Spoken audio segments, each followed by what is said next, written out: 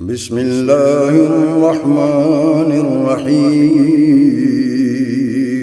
شروع اللہ کے نام سے جو بڑا مہربان نہایت رحم والا ہے۔ وَلَمَّا جَاءَهُمْ كِتَابٌ مِّنْ عِندِ اللَّهِ مُصَدِّقٌ لِّمَا مَعَهُمْ وَكَانُوا مِن قَبْلُ يَسْتَفْتِحُونَ عَلَى الَّذِينَ كَفَرُوا فَلَمَّا جَاءَهُم مَّا عَرَفُوا كَفَرُوا بِهِ فَلَعْنَةُ اللَّهِ عَلَى الْكَافِرِينَ۔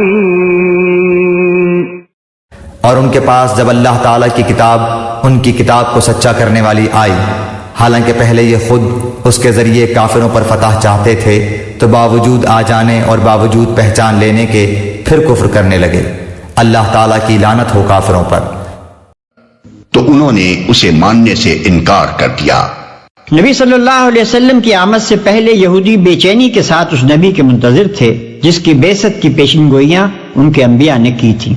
دعائیں مانگا کرتے تھے کہ جلدی سے وہ آئے تو کفار کا غلبہ مٹے اور پھر ہمارے عروج کا دور شروع ہو۔ خود اہل مدینہ اس بات کے شاہد تھے کہ بعثت محمدی صلی اللہ علیہ وسلم سے پہلے یہی ان کے ہمسایہ یہودی آنے والے نبی کی امید پر جیا کرتے تھے، اور ان کا آئے دن کا تکیہ کلام یہی تھا کہ اچھا اب تو جس کا جی چاہے ہم پر ظلم کر لے، جب وہ نبی آئے گا تو ہم ان سب ظالموں کو دیکھ لیں گے۔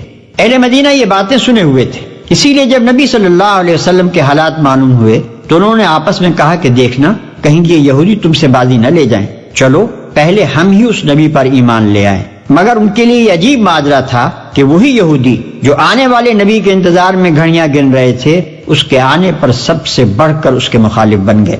اور یہ جو فرمایا کہ وہ اس کو پہچان بھی گئے تو اس کے متعدد ثبوت اسی زمانے میں مل گئے تھے۔ سب سے زیادہ معتبر شہادت ام المومنین حضرت صفیہ کی ہے، جو خود ایک بڑے یہودی عالم کی بیٹی اور ایک دوسرے عالم کی بھتیجی تھی۔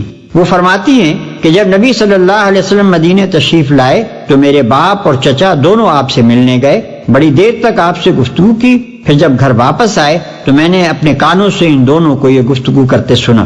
چچا: کیا واقعی یہ وہی نبی ہے جس کی خبریں ہماری کتابوں میں دی گئی ہیں؟ والد: خدا کی قسم ہاں۔ چچا: کیا تم کو اس کا یقین ہے؟ والد: ہاں۔ چچا: پھر کیا ارادہ ہے؟ والد: جب تک جان میں جان ہے اس کی مخالفت کروں گا اور اس کی بات چلنے نہ دوں گا۔ ابن حشام جلد دوم صفحہ 165 طبع جدید۔